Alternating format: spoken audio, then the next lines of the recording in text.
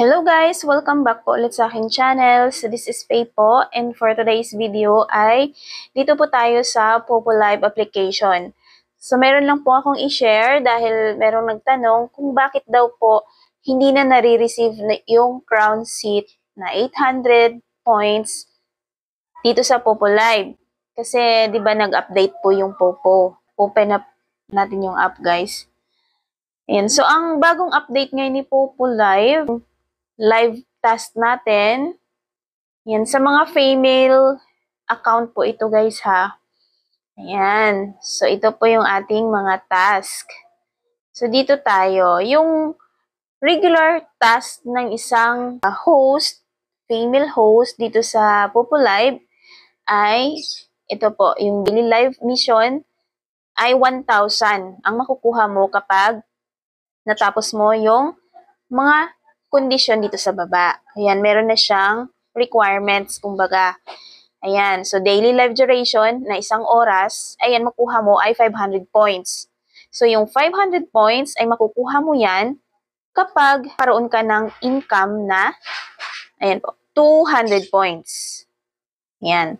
So, bale, 1 oras lang po ito guys, lahat-lahat. Pero, dito sa baba, kailangan magkaroon ka ng income na at least 200 points para makuha mo itong additional na 500. Ayan.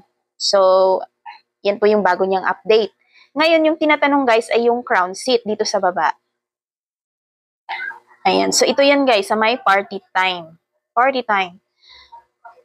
Ayan. So, yung iba, hindi na siya nare-receive. Bakit hindi nare-receive? Kasi guys, meron na siyang condition or requirements bago mo siya ma-receive yung 800 na crown seat task reward. Yan, sabi dito, sit on the crown seat and daily gifts income ay at least 50 points. Greater than 50 points. So, kailangan mo guys ay magkaroon ng income or kahit mahagisan ka po para magkaroon ka ng points. Yan, para ma-receive mo yung 800. Yan, so, mas maganda po guys kapag yung naipon ninyong coins ay ipapatrade po ninyo para ma-receive nyo po itong 800 na points. Yung points naman guys na ma-receive ninyo ay hindi naman kailangan na habang nagka-crown seat talaga kayo. Basta anytime of the day na makatanggap po kayo ng points ay at tapos pag nag-crown seat po kayo ay automatic na ma-receive nyo po yung 800 na points.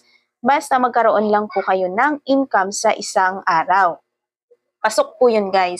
So, yan po yung paliwanag kung bakit hindi nare-receive ng iba, lalo na yung ating mga newbies, yung kanilang crown seat na 800. So, kahit uupo ka po dyan ng maraming oras, ilang oras sa crown seat, hindi mo pa talaga siya ma-receive kung wala kang natanggap na points. Kung wala kang income. Ayan, dito sa baba. Ayan, 60 over 60, yan yung pag-upo mo sa crown seat, 1 hour. And then, ito naman, 64 over 50. Ibig sabihin, 64 points po yung nakuha ko. Tapos, over 50. Ito yung require, 50 points. Yan. So, sumobra po ako ng points. Naging 64 yung sa akin. So, yan naman guys. So, kailangan, tsaga lang po tayong mag-hunt ng coins para everyday po, meron po tayong maipatrade. Kahit naman 500 coins po, kasi yun po yung pinaka mababa na trade. Pwede na po yun. Pasok na po yun, guys. Makukuha nyo na po yan. Itong 800 and then itong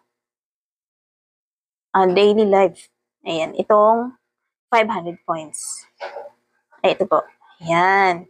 So, yun lamang, guys. Thank you for watching. And then, marami pa pong mga activity po dito si Popo. Meron siyang receive game tips to win points. Ayan, kapag nag-solo live kayo or naka-panel kayo, sarili nyong PL, sarili nyong solo live, at mayroong naglaro sa PL ninyo or sa solo live ninyo ng Ocean Hunt, ay magkakaroon po kayo ng points. Ayan, points ayan guys. So, dito naman sa taas, yung hobby share, mag-upload lang po kayo ng video na gustong-gusto nyong gawin o yung pinaka-hobby ninyo, at least 1 minute, i-upload nyo po dito. At pag nakapasa, makakuha kayo ng additional points.